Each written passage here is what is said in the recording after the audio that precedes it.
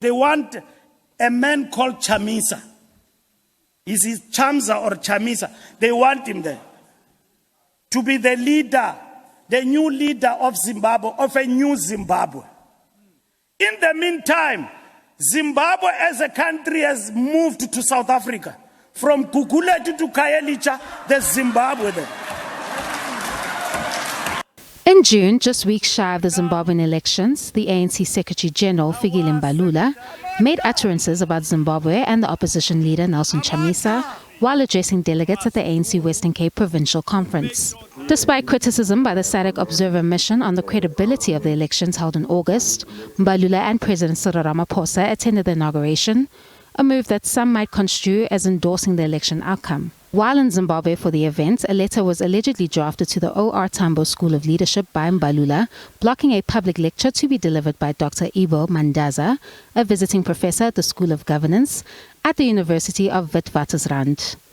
There was a presumption, a misplaced presumption, I must say, by Mbalula, that my lecture would perhaps dig into the background of the elections in Zimbabwe, and that might embarrass the ANC itself, and of course its discussions with Harare, because significantly the letter from Mbalula was written while he was in Harare.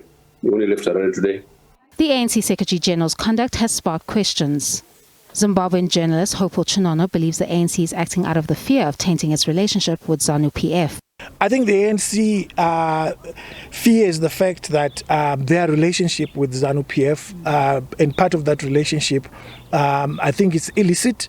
They fear that it will be compromised by giving a platform to a public intellectual that they know is going to tell the truth. The lecture, which would have been held this week, was expected to discuss the state of democracy in the SADC region, a reflection on the national elections of Zimbabwe. The letter attributed to the ANC Secretary General states that a public lecture at this time on an ANC platform would, quote-unquote, complicate the initiatives of the ANC's leadership engagements on Zimbabwe. The ANC is very disingenuous in its engagement when it comes to Zimbabwe, because on one hand, it criminalizes Zimbabweans who are in this country. Fikile Mbalula said that they are all over the place, all over the townships.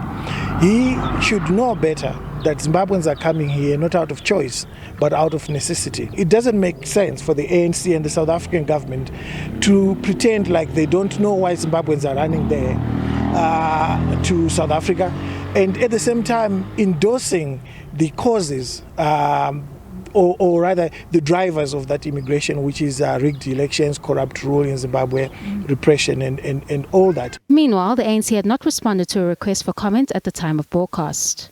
Kenny Mapanga, SABC News, Johannesburg. The head of the SADC Election Observer Mission to Zimbabwe, Neves Mumba, has called on those criticising its report to allow the body to process it. Mumba says that the critics' accusations that the observer team was biased are unfounded. SADC has got guidelines that it follows. We cannot include in our statement any line which does not reflect or get its energy from three instruments. Instrument number one is the Constitution of Zimbabwe. The second instrument we use is the Electoral Act of Zimbabwe. And the third one is the guidelines and principles of SADC, which were composed by all SADC nations, including Zimbabwe. And the SADC guidelines and principles make it very clear.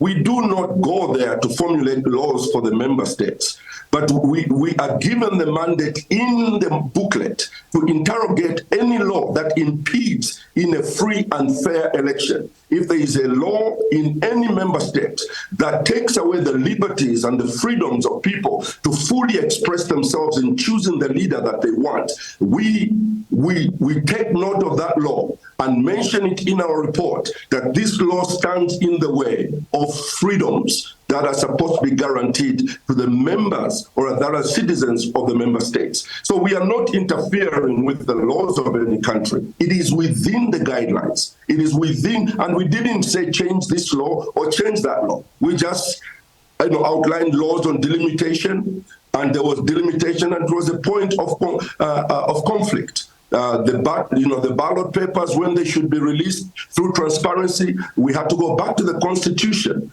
of Zimbabwe to see what it says. It talks about transparency. And we noticed that the other laws that were enacted to block that transparency, we didn't tell them what to do with that law, but we are mandated to point it out, that this law stands in the way of a democratic process, and it could actually affect the outcome or the legitimacy of the outcome of the election.